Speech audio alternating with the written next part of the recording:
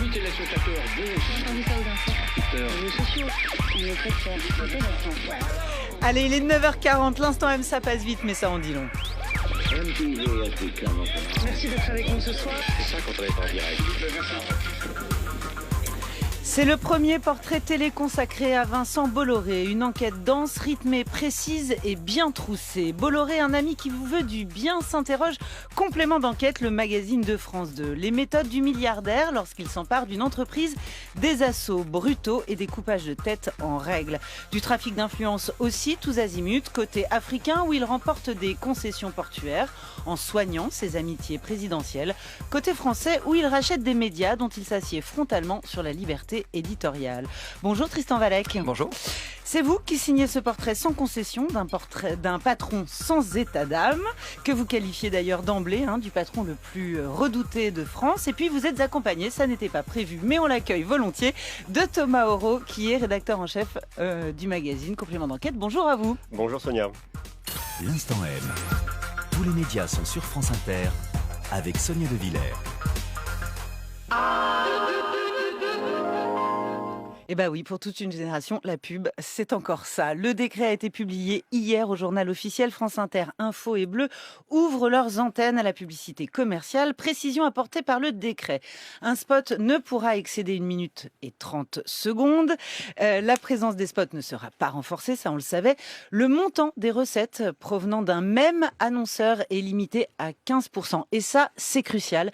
Ça évite qu'on se retrouve dans la situation de certains journaux féminins entièrement dépendants du groupe L'Oréal, par exemple, ou du groupe LVMH, sur lequel vous avez enquêté. Tristan. Aussi. Voilà, ce serait une mauvaise nouvelle pour le service public. La publicité doit être payée par les annonceurs, payée, monnaie sonnante et trébuchante, pas d'échange marchandises possible, d'échange marchandises, du genre je vous remplace votre matériel informatique et vous diffusez mes spots gratuitement. Bref, la pub, c'est 42 millions d'euros par an pour Radio France sur un budget de 700 millions d'euros environ. C'est en page d'accueil de France TV Info, site d'info de France Télévisions ce matin. La rédaction numérique s'est mise en grève pour protester contre le projet de chaîne d'info publique qui porterait donc le nom de France Info comme la station de Radio France.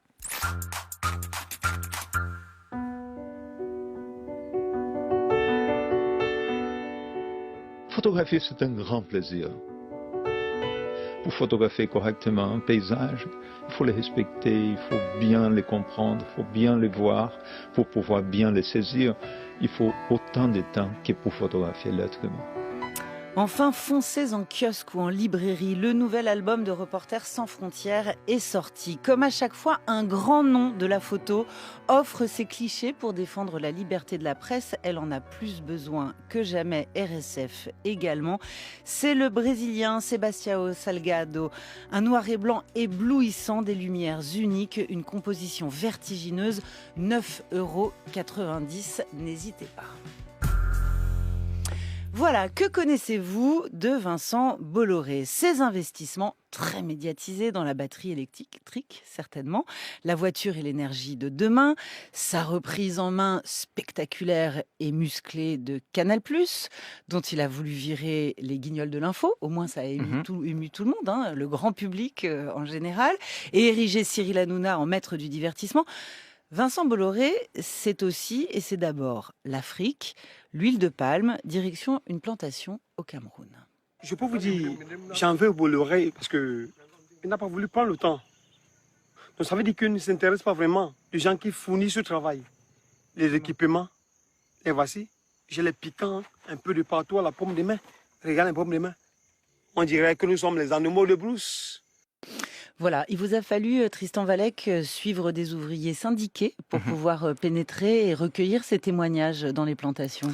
Effectivement, c'est assez compliqué. C'est vraiment l'épine dans le pied de Vincent Bolloré depuis plusieurs années. Il ne supporte pas que les journalistes parlent de ces plantations. Il se cache toujours derrière le fait qu'il est en fait actionnaire à 38% d'une holding qui détient des participations dans des plantations. Il détient 38% de cette société luxembourgeoise qui s'appelle Socfin. Et il dit, moi, avec 38%, c'est pas moi le responsable. Je n'arrive pas à changer changer les choses sur le terrain, ce qui est assez cocasse quand on sait qu'avec 14% de Vivendi, il écrit quasiment les sketchs des Guignols. Donc c'est vrai qu'il se retranche. Et puis ouvrier camerounais par ailleurs, qui manifeste avec des pancartes sur lesquelles il est inscrit « Nous sommes les esclaves » de Vincent Bolloré. Ouvriers camerounais, eux-mêmes, oui. voilà, qui sont venus le voir à Paris avec un cahier de doléances. Très rapidement, vous embrayez en fait sur l'influence énorme, le bras très long, médiatique et politique de Vincent Bolloré en Afrique, via ses activités dans le secteur des transports, de la distribution d'énergie et surtout de la concession portuaire, de la gestion des plus grands ports d'Afrique. Un mot d'abord sur le port de Kribi. Ça, c'est vrai que c'est une des révélations du sujet. Le port de Kribi, c'est quelque chose de monumental, gigantesque au niveau du chiffre d'affaires. Ça rapportera plusieurs dizaines de millions d'euros au groupe Bolloré dès cet été. Ça a été accordé en toute légalité au groupe Bolloré au terme d'un appel d'offres au mois d'août dernier au groupe Bolloré. Et en fait, on a enquêté un petit peu sur place. On a récupéré le rapport de la commission d'appel d'offres et on se rend compte qu'il y avait 3 candidats et que Bolloré, il arrive ni numéro 1, ni numéro 2, ni numéro 3. Il est carrément mis hors jeu, mis hors course. Et malgré tout, 4 mois après ce rapport de la commission d'appel d'offres, le président camerounais, Paul Biya, a décidé de donner la concession du port de Kribi à Vincent Bolloré. Alors, entre-temps, il y a eu une visite présidentielle française. François Hollande s'est rendu à Yaoundé. Voilà, on sait qu'ils sont venus discuter terrorisme et lutte contre Boko Haram. C'était les sujets officiels.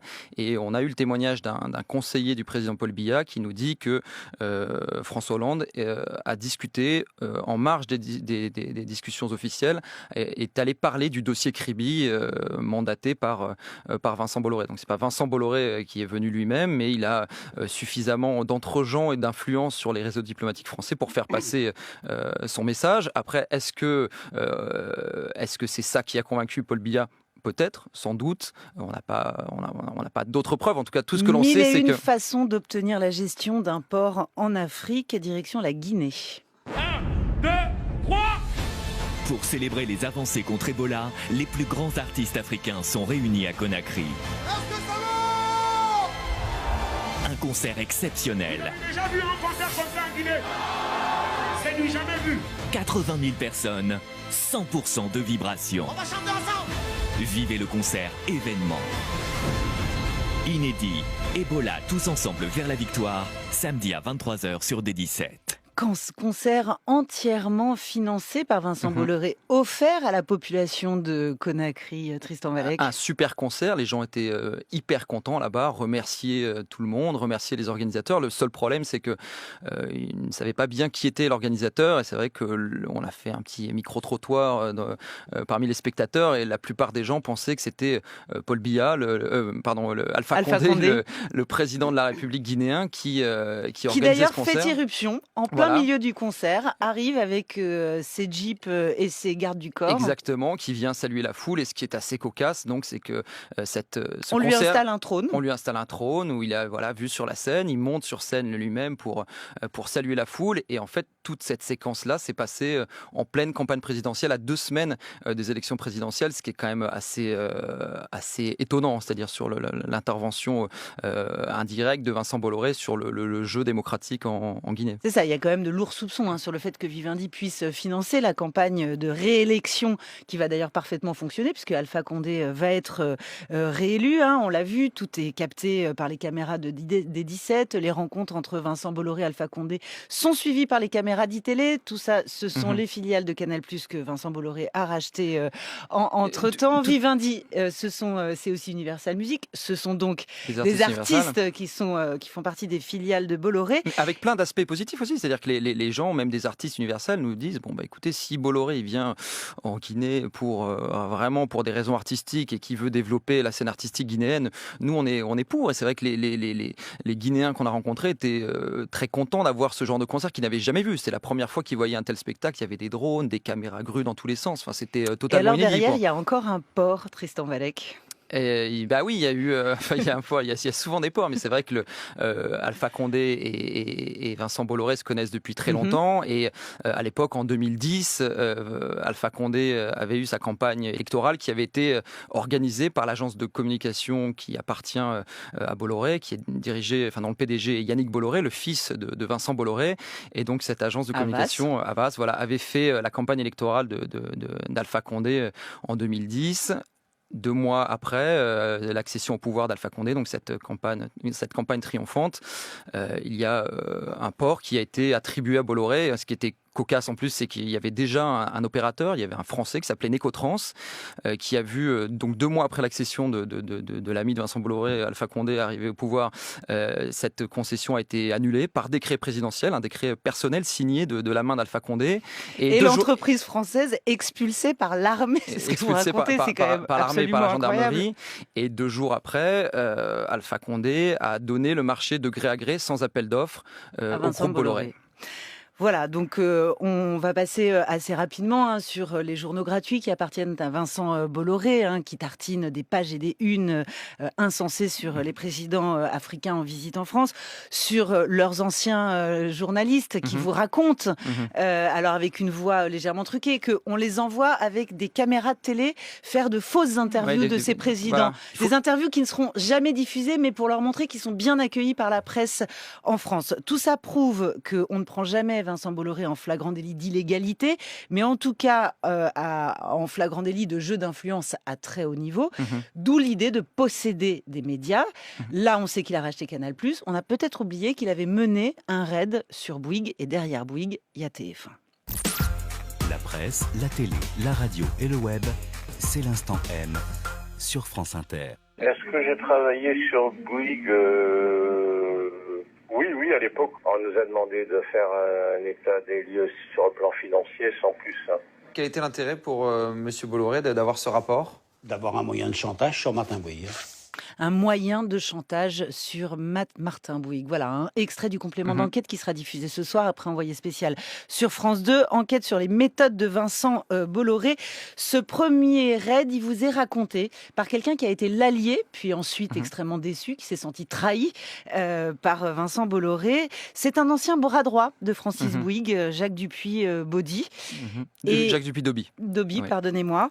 Ça a été quand même très loin, les méthodes de Vincent Bolloré là-dessus. Il a recruté un ancien commissaire de police pour mener une enquête parallèle pour déstabiliser la famille Bouygues. Oui, alors il flirte toujours avec la ligne jaune et même là-dessus, est-ce que c'est Vincent Bolloré directement qui a employé cet ancien commissaire de police ? Si vous entendez bien ce que nous dit Alain Godino, cet inspecteur de police qui a été mandaté pour en gros déstabiliser Martin Bouygues, il nous dit Vincent Bolloré m'a demandé, enfin on m'a demandé, donc c'est toujours un petit peu opaque et on ne sait pas bien exactement jusqu'où il est prêt à aller. Il est en tout cas suffisamment malin pour flirter avec la ligne jaune sans forcément la dépasser, mais en tout cas en employant des méthodes qui sont bien à lui et sans beaucoup de limites. Alors méthodes qui ont énormément choqué à l'époque, parce que les campagnes ont été très violentes. Il faut peut-être rappeler qu'il était l'ami d'enfance de Martin Bouygues, qu'ils avaient été ensemble à l'école, voilà, que Martin Bouygues ne s'en est jamais remis, ne lui a jamais pardonné, qu'il a fallu renoncer à ce raid, qu'au passage il a quand même empoché 1,5 milliard d'euros parce qu'il ne perd de francs, il ne perd jamais d'argent au passage, mais que quelque part ça a transformé les méthodes du capitalisme français, que ça a laissé une empreinte très forte. Oui, c'est ça. Le CAC 40. C'est ça qu'il faut. C'est ça qu'on montre un petit peu dans le film, c'est que aujourd'hui Bolloré c'est le prédateur financier, c'est quelqu'un qui fait des raids et des OPA hostiles, alors que pendant longtemps, jusque dans les années 80, il avait l'image de l'industriel modèle parfait qui avait réussi à faire revivre l'entreprise familiale. Et c'est vrai que ce raid sur Bouygues marque un tournant dans l'image qui transparaît de lui, c'est-à-dire qu'il se met à avoir l'image du redoutable financier qui est prêt à tout, qui est prêt effectivement à rentrer et appeler son copain Martin Bouygues pour lui dire ça va Martin, bon écoute, t'avais vu des petits mouvements sur ton capital, en fait c'était moi qui étais derrière. C'est vrai que il a pas de limite. On interviewe Laurent Dassault qui est aussi un copain d'enfance, ils étaient dans le même lycée en fait. Laurent Dassault, Martin Bouygues et Vincent Bolloré, donc ils se connaissent tous les trois. Et la fine fleur du capitalisme familial voilà, français. C'est ça. Et donc Laurent Dassault nous dit, mais effectivement, nous dans la famille, on n'aurait jamais attaqué osé. les Bouygues. Et après, Jamais. effectivement, il a ce culot-là qui est assez fascinant. C'est-à-dire que lui, rien ne l'arrête. Effectivement, ça se fait pas entre grandes familles capitalistes. Alors là, il n'a pas pu racheter une télé. Bientôt, il rachètera des journaux, il rachètera une autre télé avec Canal+. Mais en attendant, il met la main sur Havas. Et vous dites quelque chose de très juste et qui est assez peu su par le grand public, c'est que Havas, c'est le nerf de la guerre. Peu importe l'agence qui fabrique les spots de pub pour les grandes marques. Et ce qui est très intéressant, c'est l'agence d'achat d'espaces publicitaires, c'est-à-dire celle qui a entre les mains tout l'argent des annonceurs qui va être investi dans les médias et qui fait vivre les télés, les journaux, les sites web et les radios. Qui fait ça et qui fait aussi des campagnes politiques, et on voit à quel point ça a pu lui servir en Guinée, notamment quand il a fait la campagne électorale d'Alpha Condé. Donc c'est sûr que Havas, c'est un outil d'influence incroyable, assez peu grand public parce qu'on connaît davantage TF1 qu'Havas, mais Havas c'est un outil extraordinaire. Et alors il est monté progressivement au capital. Vous avez des images de cette assemblée général où il a décapité tout l'état-major. C'est d'une violence extrêmement impressionnante. C'est des images en même temps, c'est un show. Hein. C'est des images qui n'ont jamais été diffusées, mais c'est vrai qu'on voit Vincent Bolloré sous toutes ses facettes avec ces images-là qui vont passer donc ce soir pour la première fois. Et c'est vrai qu'on voit un Bolloré qui est malin, qui arrive à haranguer la foule, qui finit même par s'inviter sur scène, alors que normalement en assemblée générale,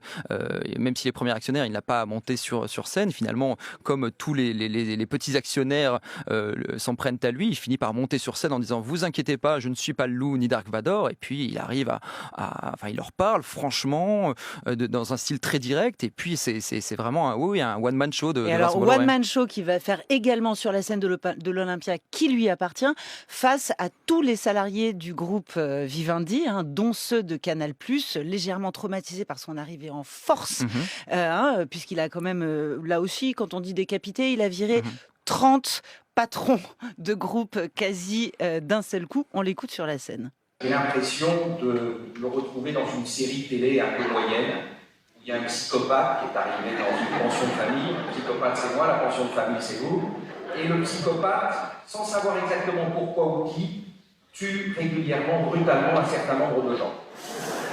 Voilà, et quand même, il a énormément d'autodérision, c'est-à-dire capable d'être face à tous les salariés en disant « Le psychopathe, c'est moi, la pension de famille, c'est vous, et j'en tue un par semaine. » Mais il est très bon. Enfin, c'est ça très bon.